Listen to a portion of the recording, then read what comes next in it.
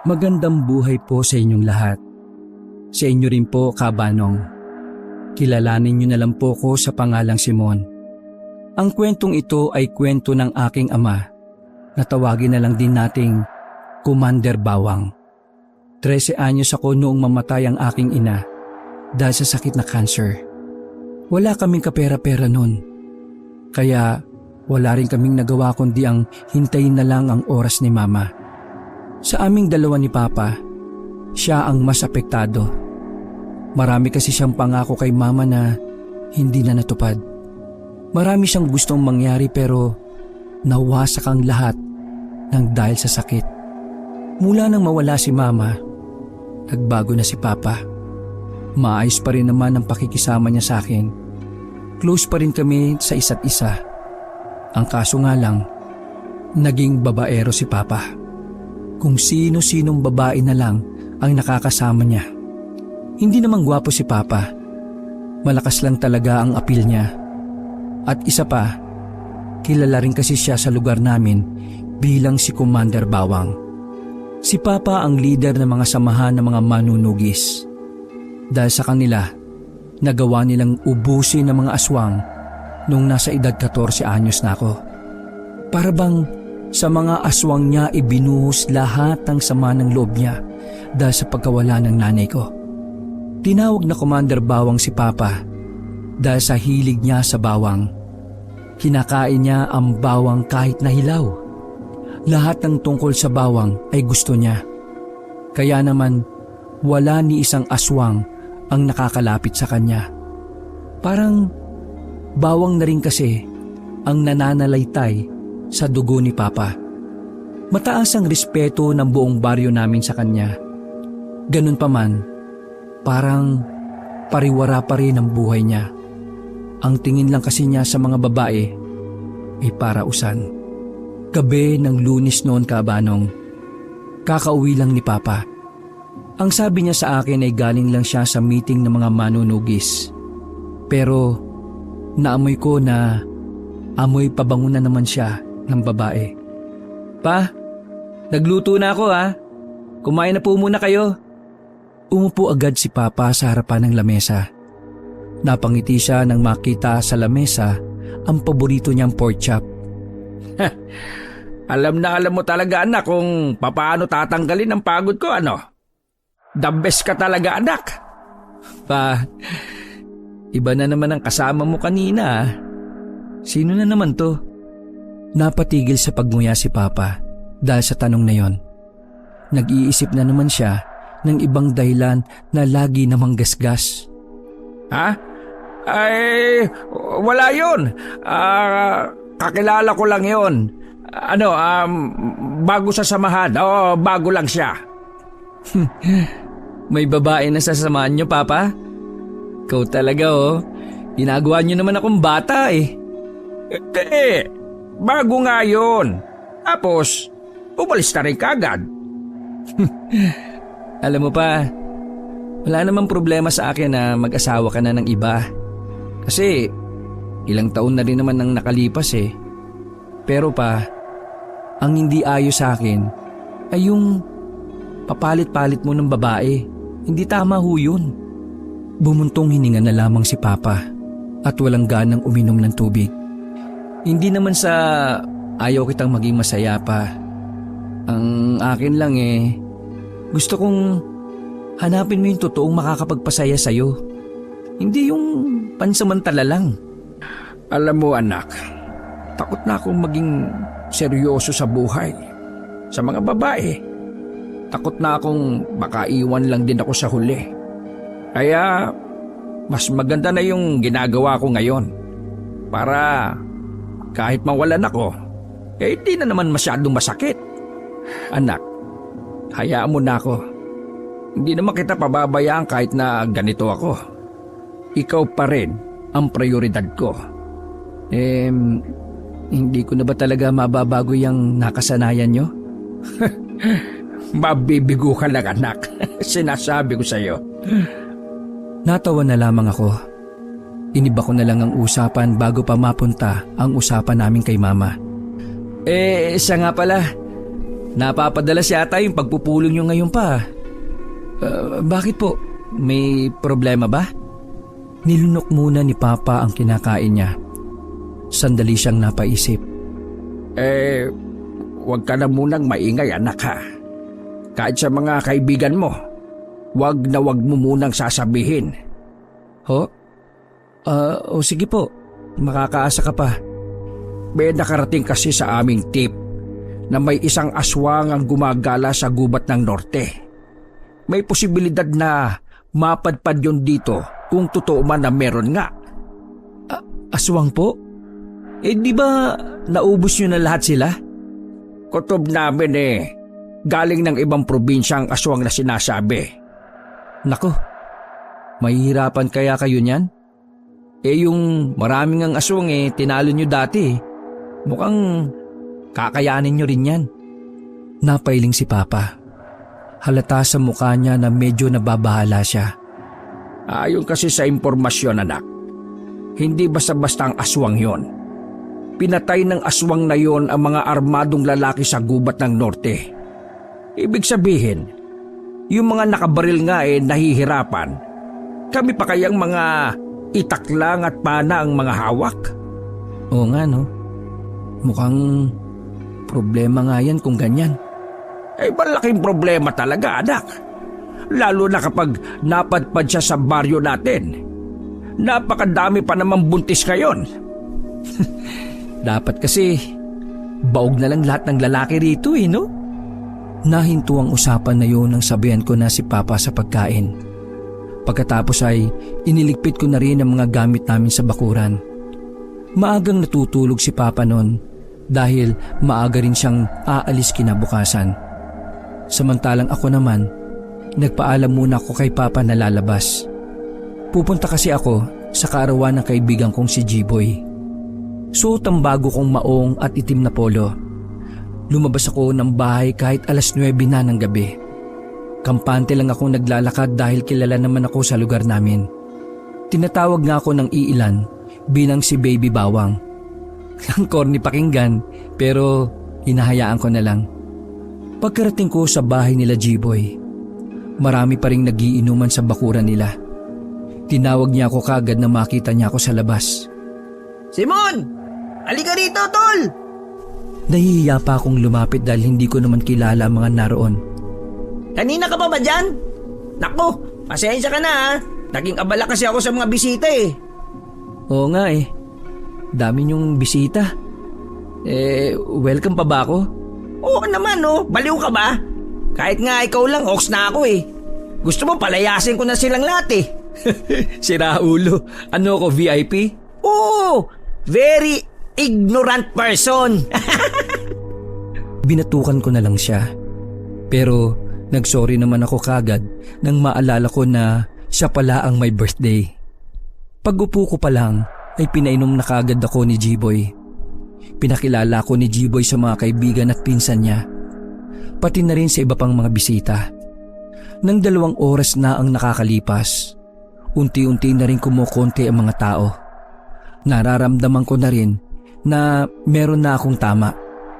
Medyo nahihilo na ako noon, pero kaya ko pa naman tumayo.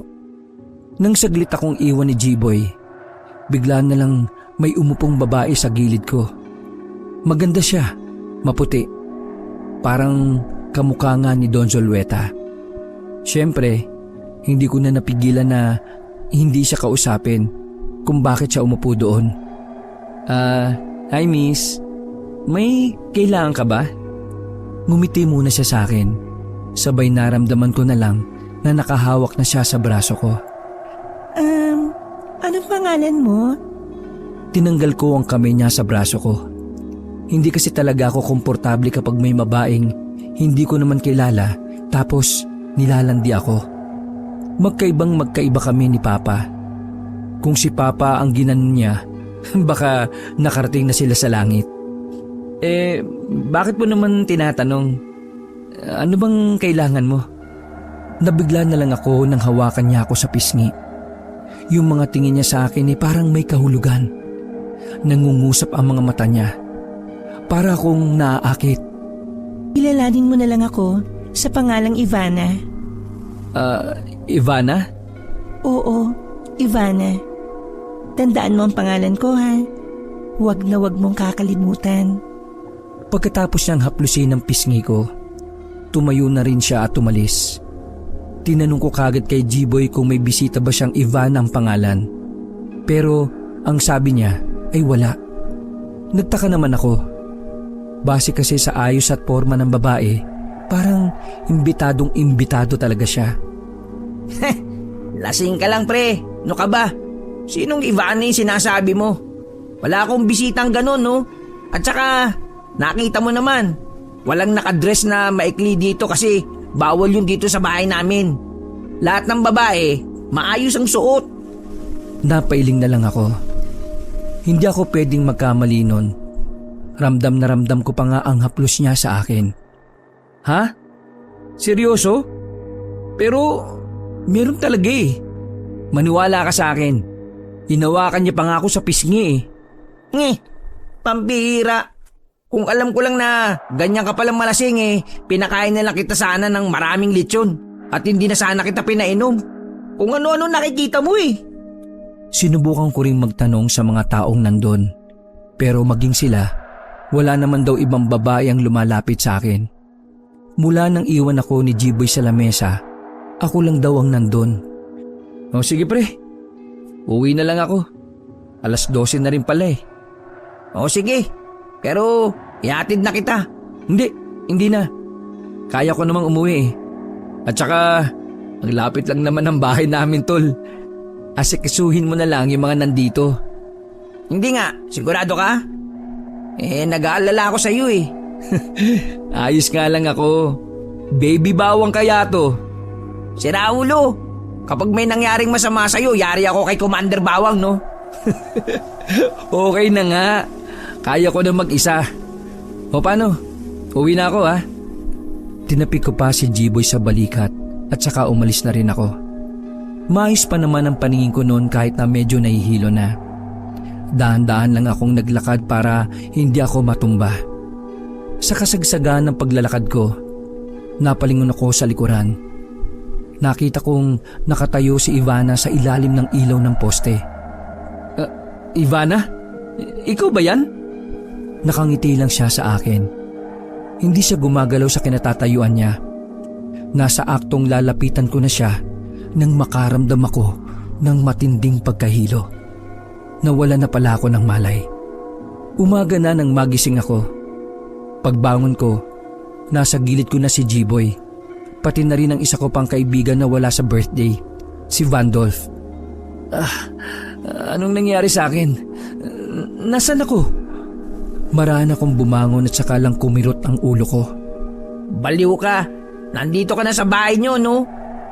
Nadaanan ka ng tatay ko eh, na nakaiga sa kalsada. Hinatid ka na dito ni Papa. Akala namin nakatulog ka lang. Pero ang sabi ni Commander Bawang, hinimatay ka. Bakit? Ano ba nangyari? Teka. Nasaan si Papa? Pinabantay ka muna niya sa amin. Lumabas siya para umanap ng makakain mo. Huminga ako ng malalim. Muli na naman bumalik sa alaala ko ang mga nangyari. G-Boy, totoo yung sinasabi ko na totoo si Ivana ha. Kagabi, nung pauwi na ako, nakita ko siya sa ilalim ng poste. Hindi ko alam pero bigla na lang akong nahilo ng matindi nang makita ko yung ngiti niya. Sino pa yung Ivana na yan? Wala naman akong bisitang ganyan kasi. Hindi ko alam pare. Baka naman naingkanto ka, namaligno, o kaya naman inaaswang ka. Sa hindi malamang dahilan, bigla na lang nagtayuan ang balahibo ko. Sumagin na rin ang sinabi sa akin ni Papa tungkol sa aswang na nasa gubat ng norte. Natatandaan mo ba yung muka? Para kapag nakita mo ulit, iharap mo naman sa amin. Nanahimik ako sandali para sisirin sa isip ko ang eksaktong mukha ng babae. Pero misteryosong hindi ko na maalala ang mukha niya. Naguguluhan ako Bigla na lang hindi ko maalala yung mukha niya. Basta ang alam ko maganda yun, tapos sexy. Naku, mahirap yan. Hindi mo naman pala namukhaan eh. Pero palagay ko, kahit hindi ko maalala ang mukha niya, mararamdaman ko siya kapag nakaharap ko na siya. Ikaw naman kasi. Sa susunod nga, huwag ka nang magiinom. Buti na lang good mood ang tatay mo. Kung hindi, baka pinala mo na ako ng bawang nun. Wala ka namang kasalanan eh. Huwag ka mag-alala. Hindi yung magagalit, no? Pagbalik ni Papa ay umalis na rin ang dalawa kong kaibigan.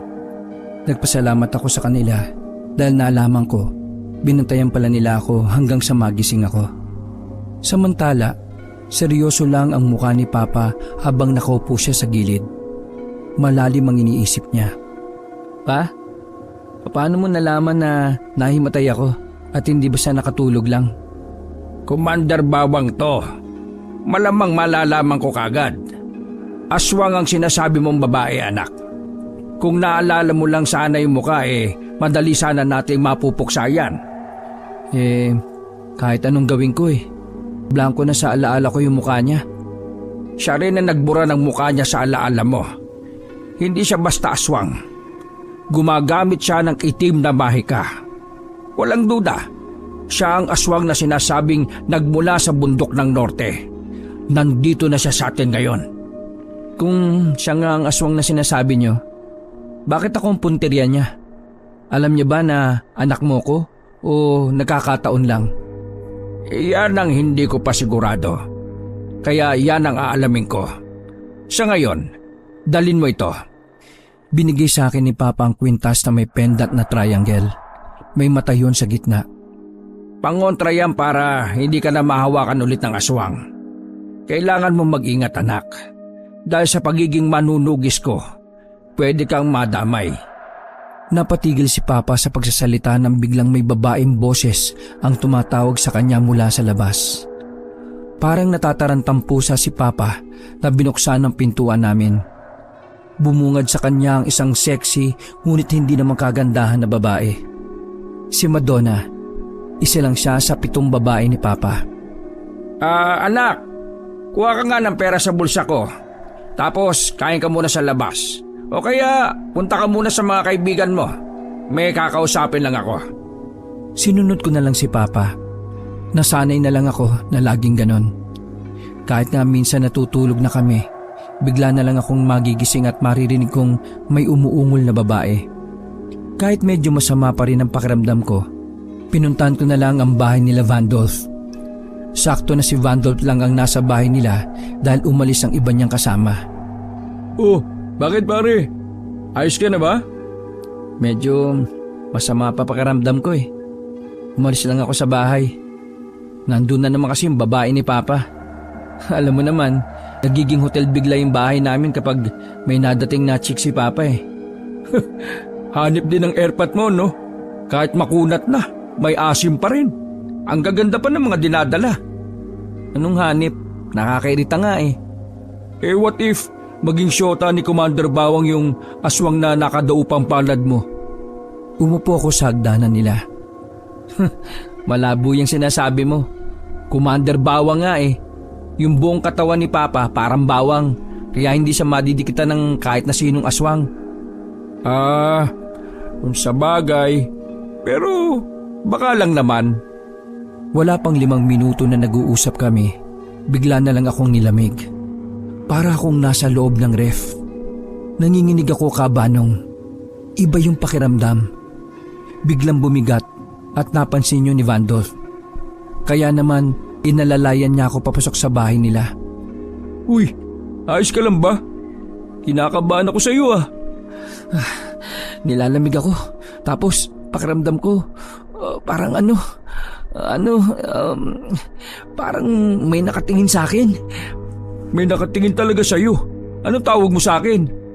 Haplos-haplos ko na ang braso ko nung mga sandaling yon. Hindi, parang may ibang tao pa rito. Sa labas, sa bintana, parang may nakatingin sa akin. Dangya ka pare, natatakot na ako sa iyo Diyan ka lang, tatawagin ko si Commander Bawang. Kaaga-aga nananakot ka. Umalis si Vandolph at naiwan akong mag-isa sa bahay nila. Kahit mainit at tirik na tirik ang araw ng umagang yon, para pa rin akong nagyayelo. Tapos pakiramdam ko may iba akong kasama. Mas lalo pa akong kinabahan nang maramdaman ko na parang nasa paligid lang si Ivana. Para akong nakadroga na hindi mapakali ang mga mata. Tingin ako ng tingin sa gilid at sa mga bintana. Yung bang parang nagiging tamang hinala na ako. Makalipas lang ang ilang minuto ay hindi ko nakinaya ang lamig. Humiga na ako sa sahig at bumaluktot. Naramdaman ko na lang na dumating nga pala sila Vandolph at Papa. Si Papa naman, mali pa ang pagkakasuot ng brief. Sa pagmamadali, nasa loob ang short niya, tapos nasa labas ang kanyang brief. Nag-uusap lang kami kanina, Commander Bawang tapos bigla na lang siyang nilamig. Hinawakan ni Papa ang leg ko. Nanlaki ang mata niya nang maramdamang hindi normal ang init ng katawan ko. Pinupunterya ka na talaga ng aswang, anak. Sinasadyanan niya ito. Parang nasa paligid lang siya. Nandito siya. Si Ivana. Nang sabihin ko yon, ay agad na lumabas si Papa para hanapin ang babae. Pero wala na siyang nakita roon. Naramdaman ko na lang din na parang nawala na rin ang presensya ni Ivana. Hindi nagtagal ay may dumating na rin kakilala si Papa na albularyo. Ginamot ako ng albularyo at kahit na papaano, nawala rin naman ang lagnat ko. Ang sabi ng albularyo sa amin, hindi raw pang karaniwang aswang ang gumugulo sa akin. Gumagamit daw ng itim na mahika kung sino man yon. Aswang sa gubat ng norte. Yon ang nangangaswang sa iyo, anak. Wala nang iba pa. Nagkatinginan si Papa at ang albularyo. Parang nagkakaintindihan na silang dalawa. May mga binigay pa sa akin ng albularyo para daw hindi na ako magkasakit. Base sa kanya, nilalagnat ako dahil may ginagawa sa akin si Ivana. Pagdating ng tanghali, umuwi na muna kami sa bahay. Nakaalis na rin ang babae ni Papa. Nang sumapit naman ang 5:00 ng hapon, isang nakakagulat na balita ang nakarating sa amin. Humahango si Vandolph at G-Boy nang pumasok sila sa bahay. Commander Bawang, yung albularyo na gumamot kay Simon, patay na! Natagpo ang nakasabit sa poste tapos duguan! Napatayo si Papa mula sa kinauupuan niya. Napamura siya sa sobrang gulat niya. Agad naman namin pinuntahan ang kinaroroonan ng bangkay. Marami ng tao ng mga sandaling yon. Lahat sila nakatingala sa albularyong nakabitin sa mga wire. Tumutulo ang dugo at nakalaylay din ang bitukan nito. Ang mga tao, hinihinalang aswang na ang gumawa nun. Nagkaroon sila ng ideya dahil albularyo ang pinatay. Kadalasan kasi sa nakakaaway lang naman ng isang albularyo ay isang aswang. Putya, grabe yan pa. Nakita kong nagsarado ang kamao ni Papa. Nabuo na naman ang galit niya sa kalooban. Unyemas na mga aswang yan Susunugin ko talaga't gagawin ko yung abo. Nauna nang umalis si Papa. Nagpaalam siya sa akin na magkakaroon lang sila ng pagpupulong ng mga kasamahan niya. Habang ako naman, nakitambay muna ako kay G-Boy.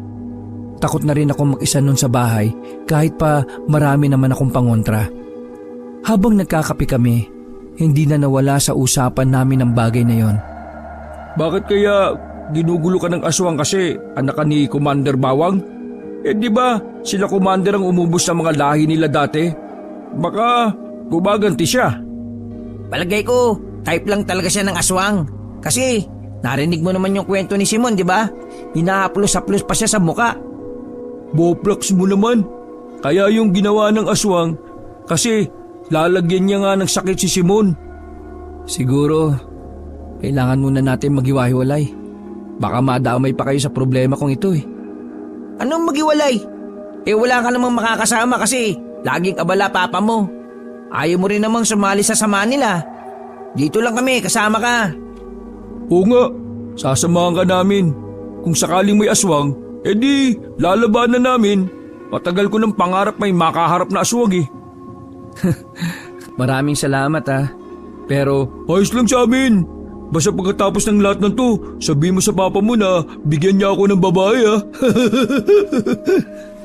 binatukan siya ni G-Boy kaya naman napasimangot na lang si Vandolph.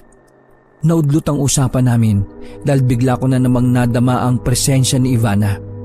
Madilim-dilim na nun kaya medyo kinakabahan ako. Mga pare, parang nandito na si Ivana. Nandito na yata yung aswang. Ano? Tawagin ko ba sila, Papa? Wag na, sumbong papa, ang putik. Isa-isa na lang naming dinampot ang mga nakasandal na kahoy. Nakaamba na kami sakaling bigla na lang lumitaw ang babaeng si Ivana. Pero wala naman kaming nakita. Ha? Bigla na lang nawala. Lakas ng trip ah. Pakiramdam ko talaga nandito siya kanina eh. Kalma ka lang pre, wala naman eh. Baka tamang hinala ka lang.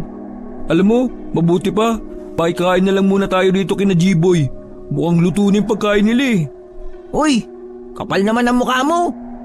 Aalis na lang sana kami noon nang bigla kaming tawagin ng tatay ni G-Boy. Hindi na kami nakatanggi kaya nakikain na lang kami. Dahil sa dalawa kong kaibigan, kahit na paano ay gumagaan ang pakiramdam ko. The best talaga sila. Sa katunayan, pumayag silang samahan akong matulog sa bahay namin. Kapag may pagpupulong kasi sila Papa, palaging inuumaga na yun ng uwi. Umuwi kami sa bahay bandang 10:00 na. Tahimik na ang paligid. Kuliglig na lang ang maririnig. Huwag kayo mag-alala. Itong bahay namin maraming pangontra. Kaya hindi tayo mapapasok ng aswang dito.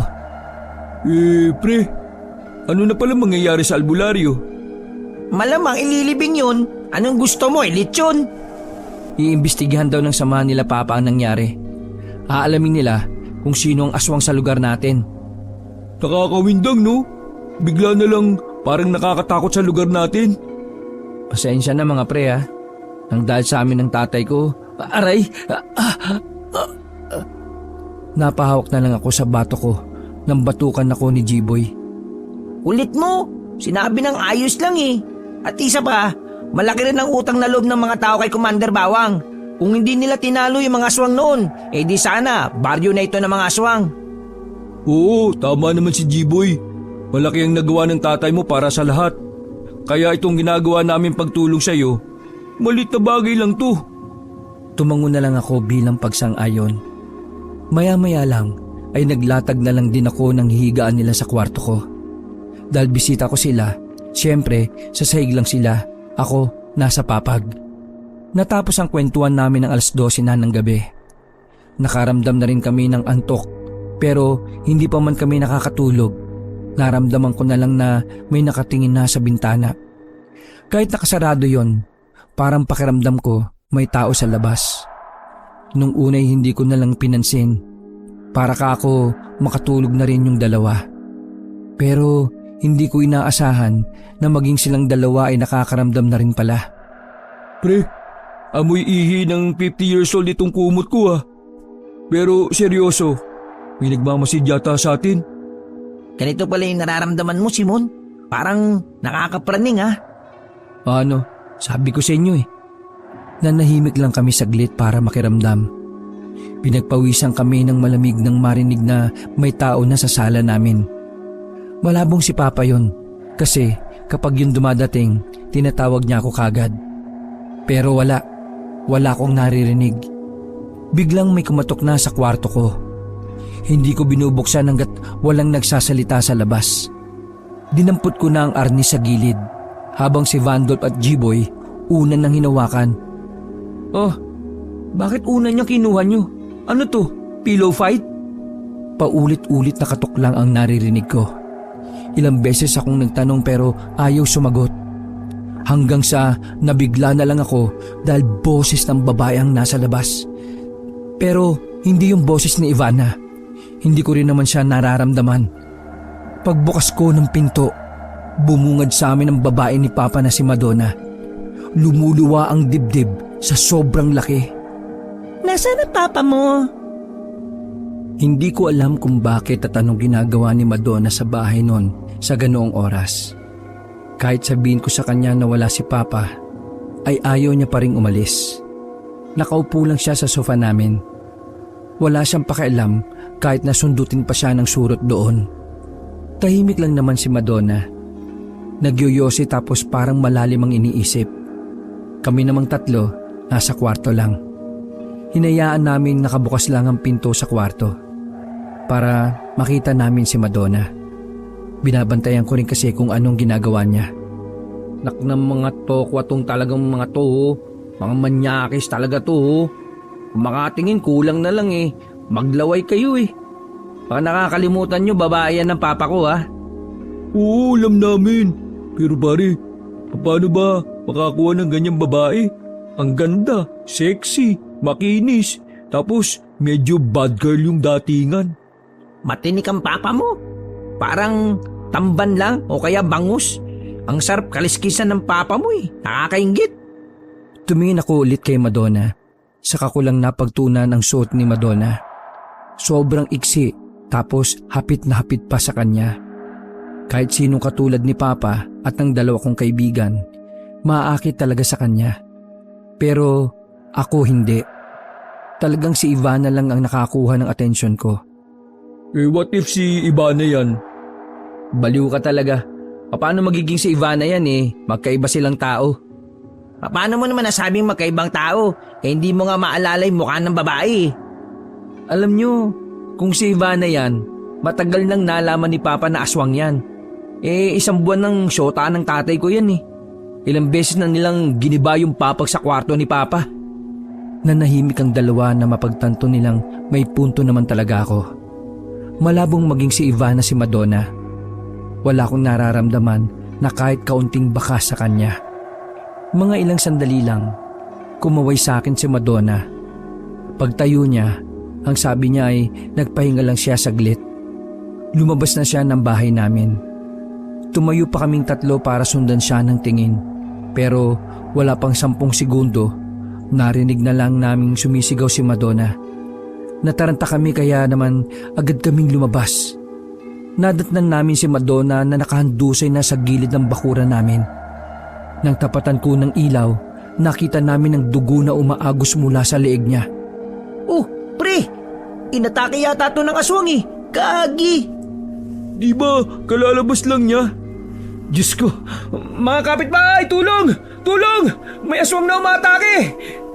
Dahil sa paulit-ulit kong sigaw, ay naalarma ang mga bahay na malapit lang sa amin. Maging ang mga residente ay kinilabutan din sa kanilang nakita. Wala nang buhay si Madonna. Nakakakilabot pa dahil nakadilat pa siya ng mamatay. Tumagal pa ng halos kalahating oras bago dumating ang mga barangay tanod.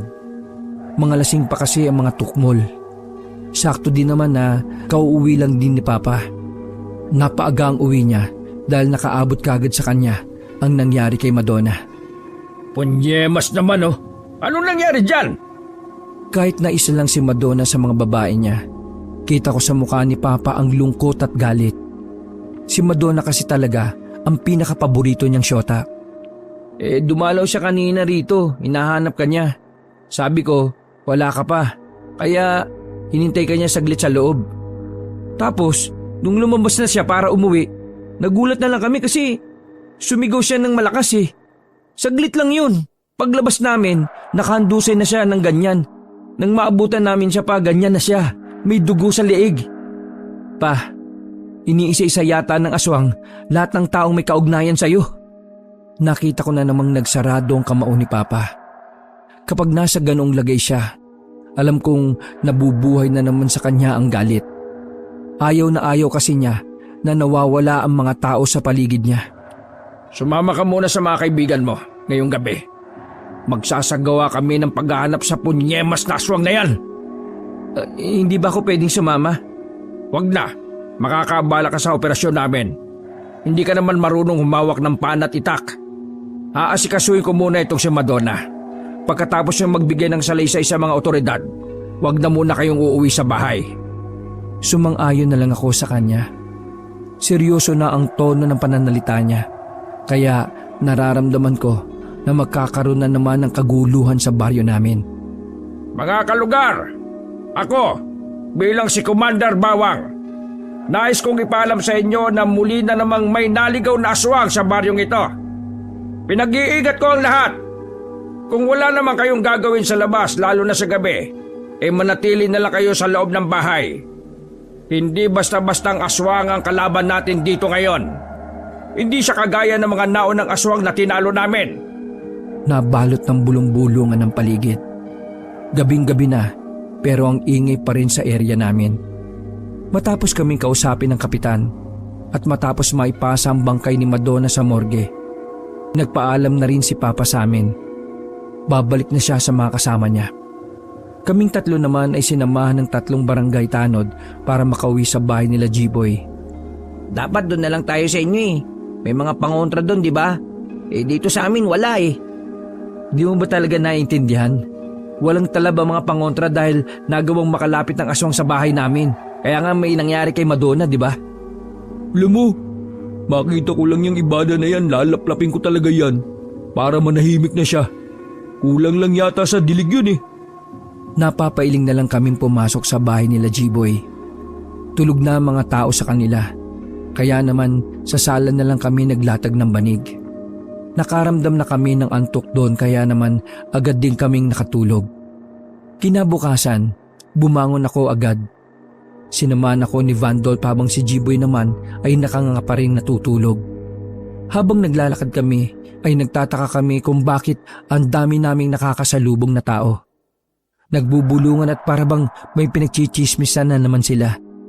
Masama ang kutob ko kaya mas binilisan pa namin ni Vandolph ang lakad. Hanggang sa makarating na kami sa bahay.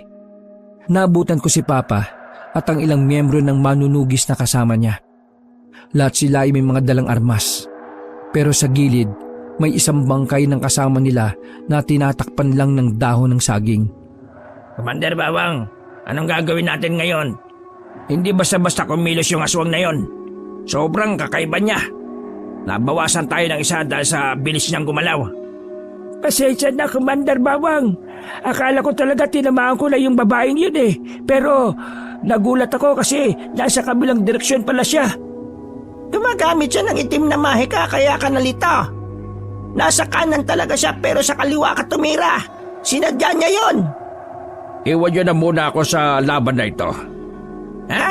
Bakit? Grupo tayo, di ba? Madadamay ang mga pamilya ninyo. Hindi patas lumaban ng aswang na ito. Uunahin niya lahat ng walang kalaban-laban. Ayokong pati kayo ay mawalan. Hayaan niyo na sa akin ito. Personal ko ng laban ito dahil ako naman talaga ang target niya. Commander Bawang naman. Kaya nga natin binuang samahan na ito para sama-sama tayong lalaban. Hindi tama na lumabang ka mag-isa. Ano pang silbi namin kung susuluin mo ang laban? Hindi ito tungkol sa atin, mga kasama. Tungkol na ito sa mga mahal natin sa buhay. Isipin niyo mga anak at asawa ninyo. Lalo na mga anak ninyong maliliit pa. Ayaw kong maagang masira ang buhay nila nang dahil lang sa laban na hindi naman sila kasali. Manatili kayo sa mga pamilya ninyo hanggat hindi pa natatapos ang laban na ito. Yon ang order ko at hindi na yon magbabago. Napapailing na lang habang nakayuko ang ilang miyembro ng mga manunugis. Ramdam ko sa kanila ang pagiging dismayado sa desisyon ni Papa. Maya-maya pa, binuhat na rin ng ibang miyembro ang bangkay ng kasama nila. Nagpaiwan na sila Papa habang nakahawak sa sentido niya. Problemado si Papa kung ano ang gagawin niya para mahuli ang aswang na hinihinala kong si Ivana. Kayong dalawa nga, halika kayo. Nakatingin na naman kaming dalawa ni Vandolph. Handa ba kayong samahan ako? Isa ka pupunta pa. Napakamot na lang si Papa sa ulo. Ibig kong sabihin, sasamahan mo ba akong lumaban, anak? Kakasa ka ba? Bigla kong hinawi ni Vandolph. Kitang-kita sa mukha niya ang labis na kasiyahan sa sinabi ng tatay ko. Ako po, sasama ko. Teka. Anak ba kita? Sabi niyo kasi kanina, lumapit kaming dalawa eh. Tiningnan ni Papa si Vandolph mula ulo hanggang paa. Parang isang sampal lang sa'yo, tutumba ka na eh. Isa pa, baka madamay ang pamilya mo. Kaya wag ka na, hindi, pauwiin ko po ng Maynila sila mama. Para kang timang, wag mo nang ipilit, kami na lang ni Papa.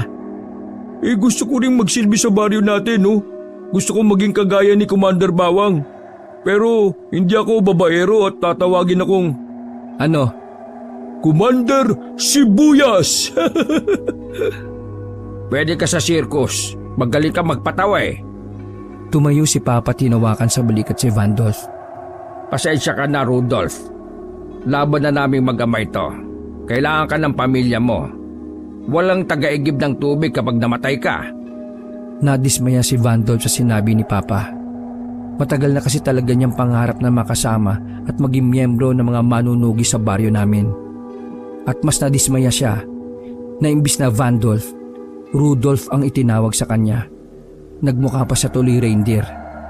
Naintindihan ko po pero Vandolph po ang pangalan ko, hindi Rudolph. Ingatan mo na lang ang pamilya mo. Mas kailangan ka nila. Simon, anak, ihanda mo ang sarili mo.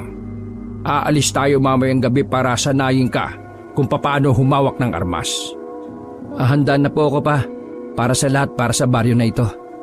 Papatay natin yung aswang na yan. Umuwi na rin si Vandolph ng mga oras na yon. Bagsak ang balikat niya habang naglalakad. Napailing na lang si Papa dahil doon. Pagpasok namin sa bahay ay kumain lang kami saglit. Pinagpalit niya ako ng suot dahil papunta kami sa kampo nila. Bandang 11:11 na ng umaga na makaalis kami ng bahay. Hindi naman ganun kalayo ang kinaroroonan ng kampo nila kaya nilakad na lang din namin. Nang makarating na kami roon, walang katao-tao sa kampo. Talagang sumunod sila kay Papa na bantayan na lang ang kani-kanilang pamilya. Tayong dalawa na lang ang nandito. Kapag ako nagbigay ng order, susundin talaga nila. Kaya wala ni isa ngayon ang nandito. Mas maganda na nga yun. Kesa naman habang buhay kong iisipin na kasalanan ko kung bakit sila nawalan ng mahal sa buhay. Wala ka namang kasalanan pa sa mga buhay na nawala. Kasalanan itong lahat ng pesteng aswang na yon.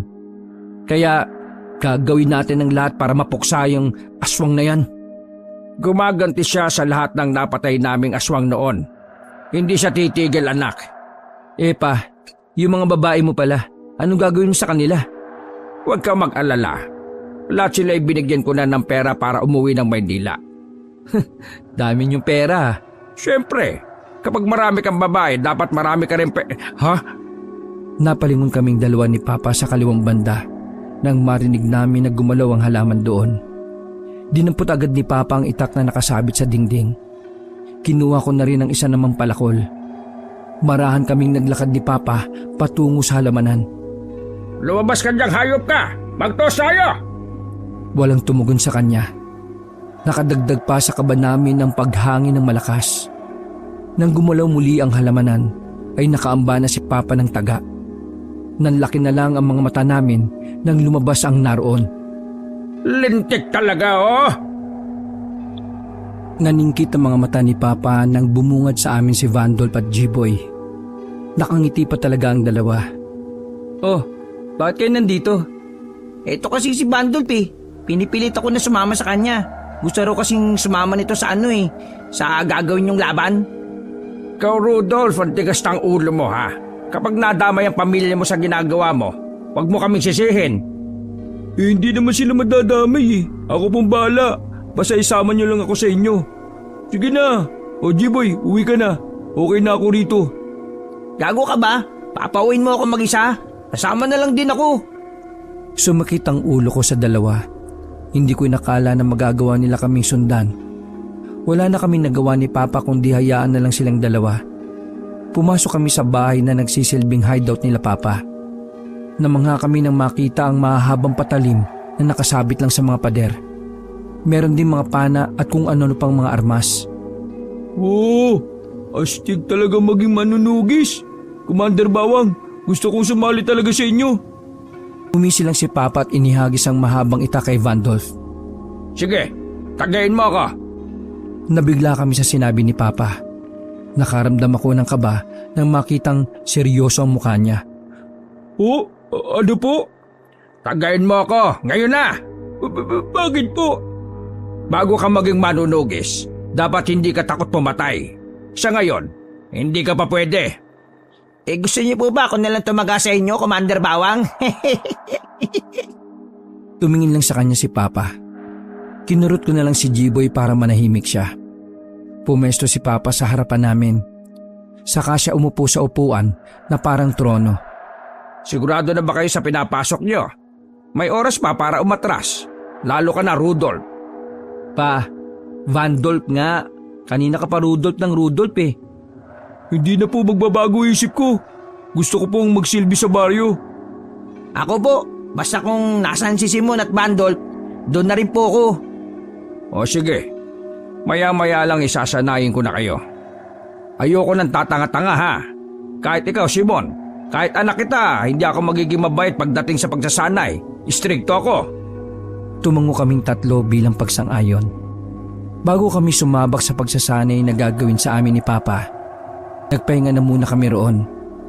Nagbasa-basa kami ng libro na may kinalaman sa mga aswang.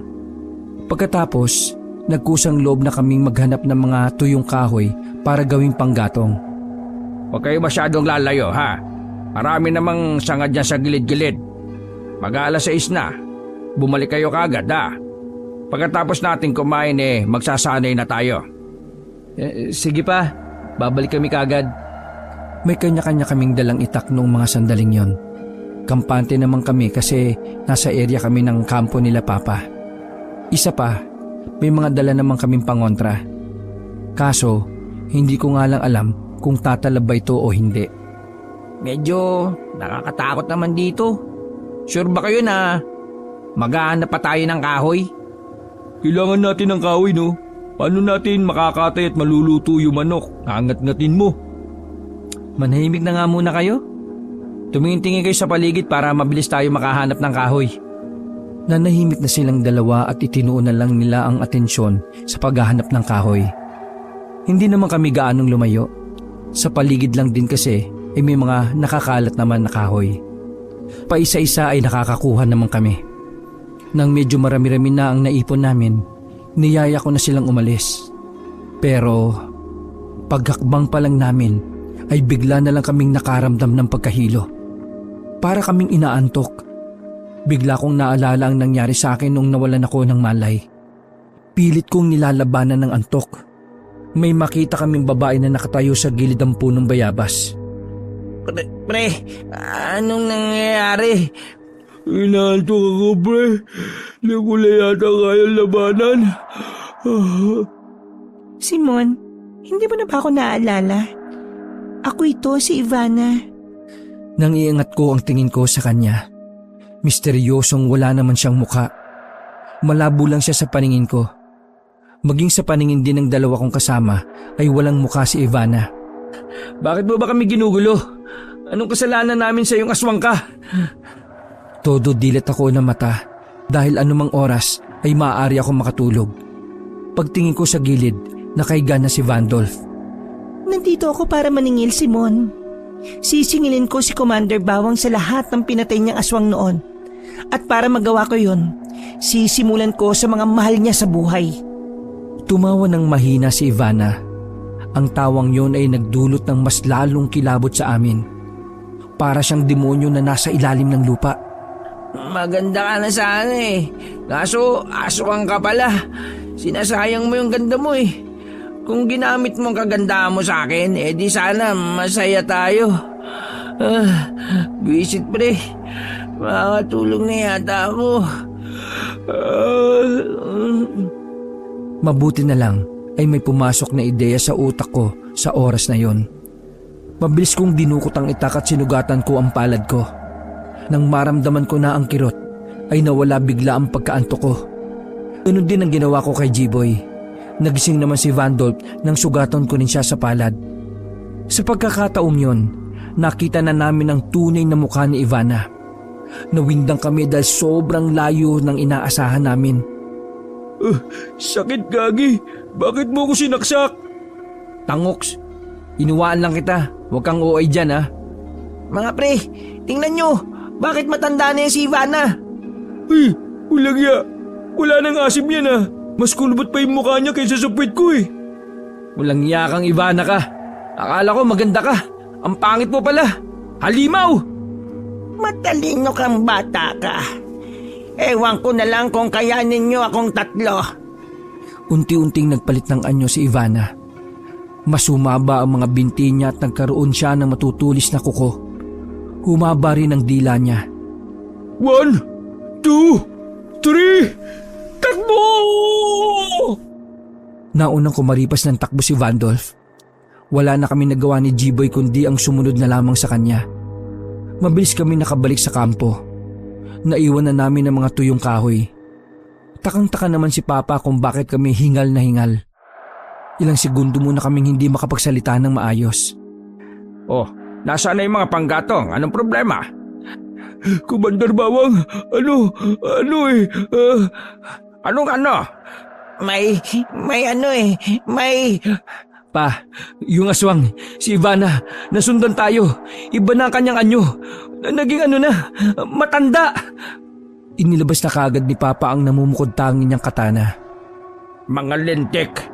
Ayan ba mga gustong mapasama sa mga manunugis?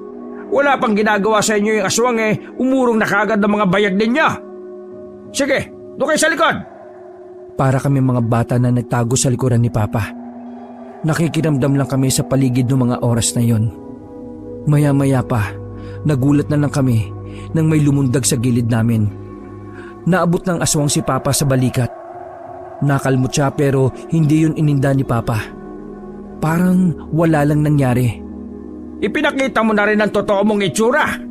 Nagtago-tago ka pa sa magandang mukha ng babae. Akala mo siguro makakalapit ka sa akin ano? Katawan ko lang ang habol mo. Wala ka mapapala dahil hindi ako napatol sa mga pangit. Lumusob si Papa sa aswang. Tinaga ni Papa ng hawak niyang katana ang aswang na yon. Agad namang tumalo ng aswang papunta sa may puno. Natatandaan mo ba kung anong petsa ngayon, Commander Bawang? Ito ang petsa na nilusob mo, mga kamag-anakan ko. Ano naman ngayon? Bakit? Magagantihan mo ba ako? Hanggang ngayon, hindi ka pa rin nagbabago. Mayabang ka pa rin. Tingnan natin ang yabang mo kapag nalaman mo kung anong nangyari sa ilan mong babae. Bumakas at halatado kagad sa reaksyon ni Papa ang pag-aalala. Kahinaan talaga niya ang mga babae. Pa, huwag kang makinig sa kanya. Sinisira niya lang ang focus mo. Ako ang pumatay kay Madonna. Wala nang iba pa. Bakit hindi ka bumaba dyan nang malaman mo kung anong hinahanap mo? Ikaw lang yung alam kong nalagasan ng pamilya pero madaldal pa rin Lakas din pala mga san ng papa mo no? Tumalo ng aswang sa kabilang puno. Hindi yun sinundan ni Papa. Sa halip ay naghintay na lamang siya ulit kung kailan lilitaw si Ivana. Halos 2 minuto ring namayaan niyang katahimikan. Tinatalasan namin ang pakiramdam namin habang nakaabang rin ang hawak naming itak. Commander Bawang, wala na yata Napailag kaming 3 nang bigla siyang lumitaw sa dilim. Muntikan nang madali ang likod namin. Dahil hindi niya kami tinamaan, si Papa naman ang pinuntirya niya. Nakalmot niya ulit si Papa sa kaliwang balikat naman. Dumapong muli ang aswang sa makapal na sanga ng punong sampalok. Commander Bawang, hindi mo ako kakayanin. Sisiguraduhin ko na ngayon. Napatigil sa pagsasalita ang aswang na yon nang batuin ko siya sa muka ng nadampot kong bato. Ang dami mong daldal. Kung talagang gusto mong gumante, lumabang ka ng patas. Wala ka nang asim Wala ka pang bayag. Uy, hindi ka ba nag-grade 2? Kailan pa nagkabayag ang babae? Basta, bumaba ka dyan. Harapin mo kami kung talagang matapang kang aswang ka. Tapang naman ang anak ko Siguraduhin mo lang na hindi niyo ako tatakbuhan Ikinagalit ng matandang si Ivana ang ginawa ko. Hindi na siya dumaldal. Gumapang siya pababa ng puno. Tumayo siya sa harapan namin habang nilalabas-labas ang mahaba niyang dila. Walang sabi-sabing gumapang siya ng mabilis palapit sa amin. Sa sobrang bilis ay hindi na namin pang nagawang makaiwas. Kahit si Papa ay wala ring nagawa. Nakita na lang namin na dumudugo na ang braso ni Vandolph. Tapos pinipilit siyang hilain palayo sa amin. Mabuti na lang at nabitiwan siya kaagad ng aswang nang tangkain ni Papa na hagupitin siya ng katana. Tulong! Dali niyo ako sa ospital! Mamamatay na ako! Pre, pangasabi kay Mama, patawad sa lahat ng aray ko naman! Hoy, mais ka nga! Hindi ka pa mamamatay!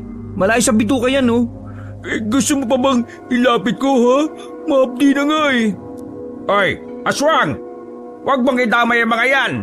Kung talagang matapang ka, huwag mong atakihin ang mga walang utak! Dito ka sa akin! Pa, baka walang utak ka naman.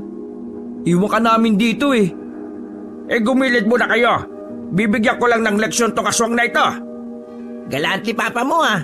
Sinaktan na siya siya pa yung magbibigay ngayon ng lechon. Gago, leksyon ang sinabi niya, hindi lechon. Nasa gilid lang kami. Binabantayan ko ang dalawa kong kasama. Kulang na lang kasi ay maihina sila sa sobrang takot. Ako naman kasi, kahit papaano, ay kinakaya ko yung tensyon. Nasanay na lang ako sa mga kwento ni Papa kaya may ideya na ako sa mga ganong sitwasyon. Gusto mo pa pala na ikaw ang mauna kaysa sa kanila? Ano nga ko? Tanga, ikaw ang mauna. Matanda ka na, kaya magpahinga ka na kasama ng mga kamag-anak mong buto-buto na sa lupa. Muling umatake si Papa. Pero dahil sa bilis ng aswang, ay hindi naman magawang makatama ang tatay ko. Ganun pa man, hindi tumigil si Papa. Kitang-kita namin kung gaano kagaling humawak ng armas ang tatay ko. Bagay na bagay sa kanya ang bansag na Commander Bawang. Nang muling sumampas sa sanga ang aswang, naglabas si Papa ng isang pirasong bawang. Anong tingin mo sa akin, mahina? Hindi ako tinatabla na... Binato ni Papa sa aswang ang bawang. Tinamaan ng aswang sa noo, kaya nalaglag kagad ito.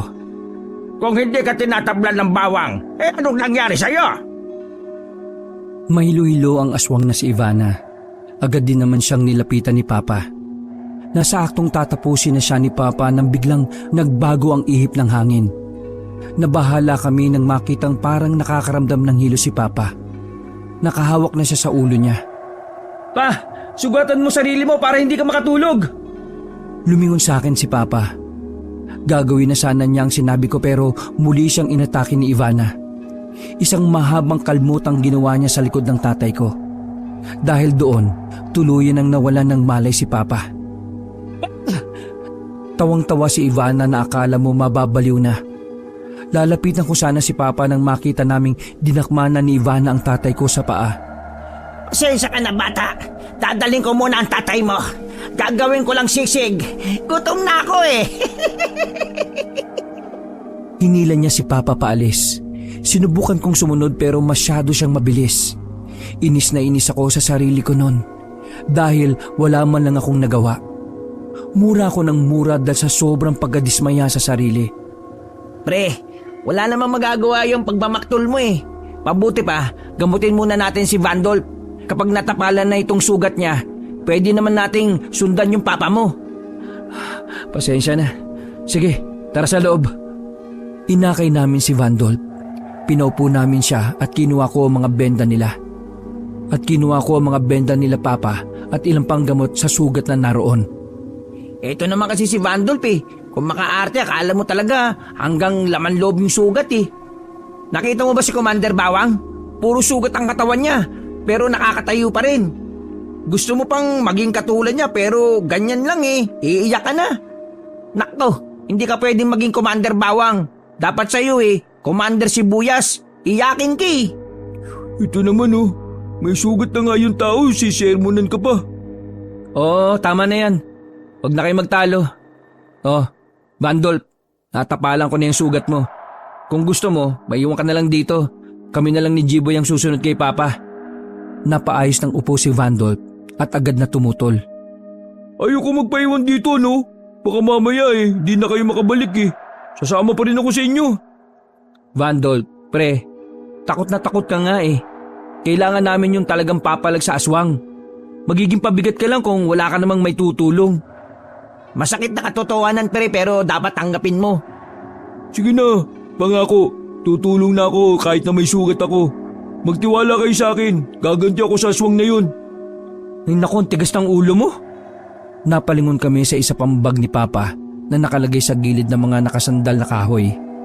May narinig kasi kaming ngiyaw ng pusa. Ako na ang nagkusang loob na lumapit at buksan ng bag. Lumabas mula roon ng kulay puting pusa na may maamo muka. Sandali, may naalala ako. Naalin, na nakipaglaplapan ka kay Ivana.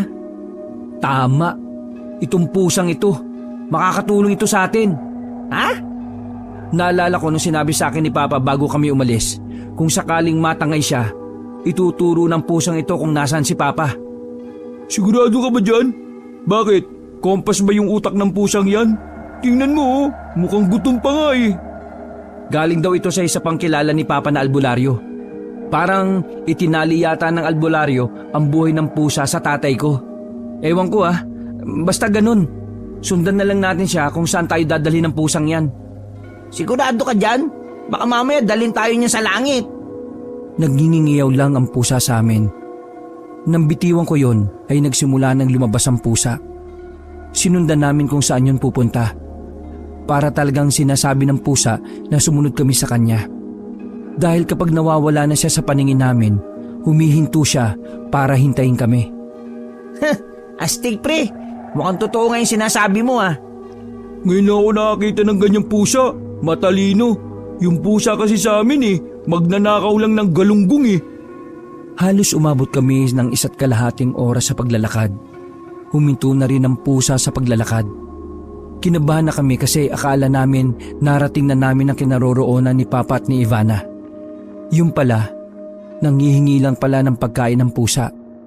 Buti na lang nadala pa ni Vandal pang tinapay niya. Agad naman namin pinakain yun sa pusa. Pagtapos kumain, bigla na lang bumilis ang pusa sa paglalakad. O dali, bilisan nyo. Baka mamaya maiwan tayo. Halos tumakbo na kami para lang mahabol ang pambihirang pusa na yon. 20 minutos uli ang lumipas. Huminto na naman ang pusa. Nakita na lang namin ang isang bahay na bato na nakatirik sa gilid ng malawak na sakahan. Ming, maraming salamat Mukhang nandito na nga kami. O dito ka lang babalikan ka namin dito. Mumiyaw lang ang pusa. Hinaplos naman nila yon bago sila umalis. Samantala, pinag-isipang mabuti ng tatlo kung papaano sila makakalapit sa bahay na yon. Nakatago lang sila sa malamok na halamanan. Nakikita pa nila si Ivana sa bakuran na may kung anong inilalaga. Mukhang nahuli na tayo ng dating, pre. Mukhang ilalaga na yata airpot mo. Hindi. Malakas kutob ko na nasa lupa ng bahay si Papa. Kaya kailangan natin makalapit doon. Doon pre sa kabila. Doon tayo dumaan. O sige tara, doon tayo. Maingat ang bawat takbang na ginawa namin. Mga tuyong daon na kasi ang nasa lapag kaya kahit simpleng apak namin ay nakakalikhayo ng ingay.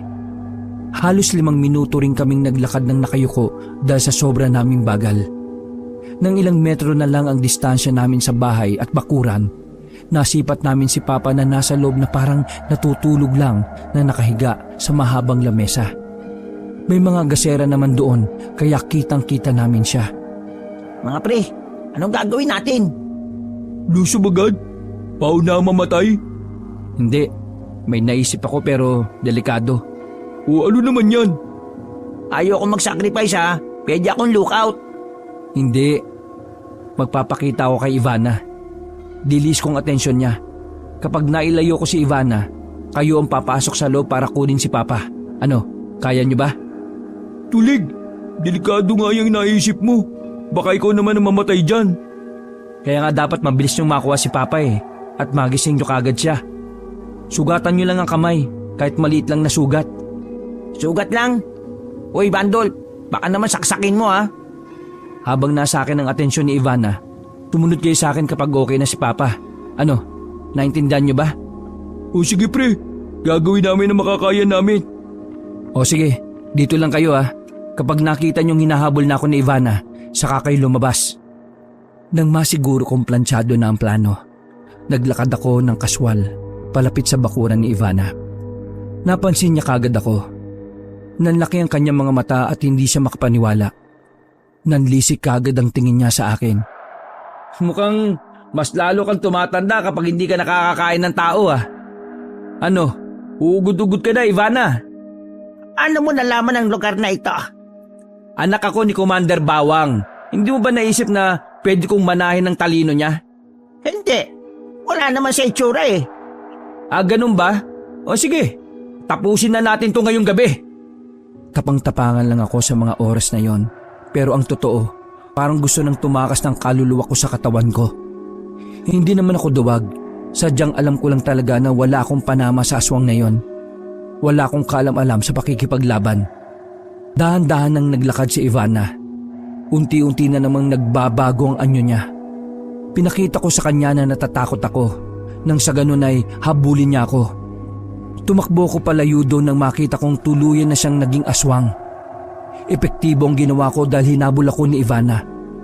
Hindi pa ako gaanong nakakalayo, naabutan na niya ako kagad. Napasigaw ako sa sobrang sakit nang bumao ng matutulis ang kuko sa likod ko. Sumubsob ako sa lupa. Sa gitna ng kadiliman, halos maiyak-iyak ako sa sobrang hapdi ng ginawa niya. Hindi pa nga siya nakontento. Kinagat niya ang paa ko.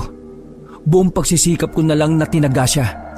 Hindi siya tinatamaan pero sapat na yon para mabitiwan niya ang paa ko. Duguan na ako noon. Wala pang 5 minuto ang nakakalipas.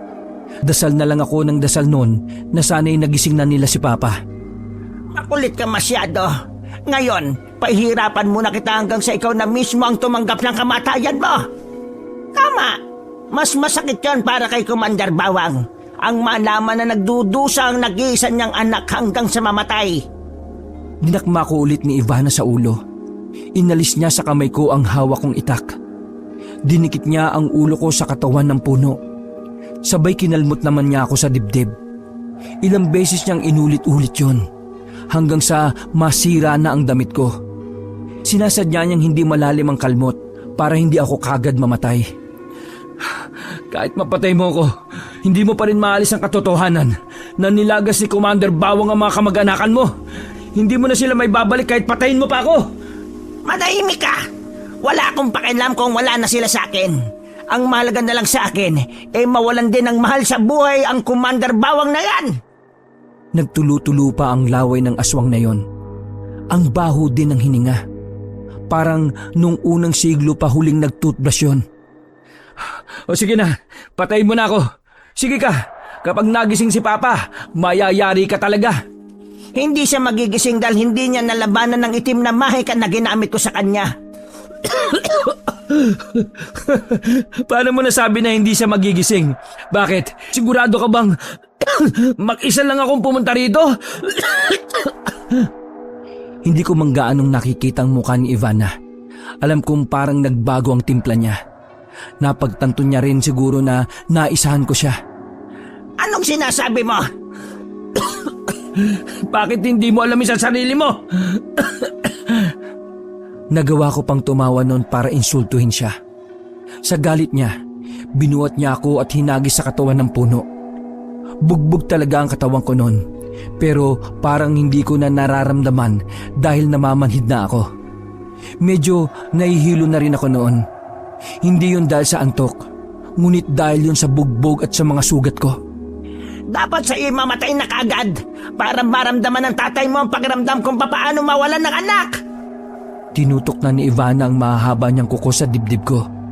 Nasa aktong ibabaon niya na yun sa akin nang biglang nagulat ako nang may tumaga sa ulo ni Ivana. Sirit agad ang dugo niya. Pagtingin ko'y nasa likuran na niya si Papa. Hindi pa nakontento si Papa. Itinarak pa ni Papa ang itak sa tiyan ng matandang aswang na si Ivana. Makakapagpahinga ka na kasama ng kamag-anakan mo. Nanalo ka ngayon, pero hindi na sa kabilang buhay. Paggugot ni Papa ng itak ay bumagsak na rin si Ivana. Doon na rin ako tuluyang nawalan ng malay. Ako ang may pinakamaraming sugat na tinamo noon. Naospital ako ng halos kalahating buwan. Ang laki ng binayaran namin para mas mapabilis ang pagpapagaling ko. Buti na lang ay nag-ambag ang mga miyembro ng manunugis. Dahil sa panalo namin yon, tuluyan na nga kaming napasali sa samahan nila Papa. Isinalang kami sa training nang gumaling na ako. At magmula noon, pumutok na rin ang alias ko bilang si Baby Bawang. Nakilala kami sa baryo namin, pero hindi naman yun ang mahalaga para sa amin. Kapayapaan ang hinahangad namin para sa lahat ng mga taga-baryo. Wala nang aswang ang naligaw pa sa baryo namin, pero nanatili pa rin ang samahan para sa mga kakaibang nilalang na maaaring maging banta sa pamumuhay ng bawat isa. Wakas.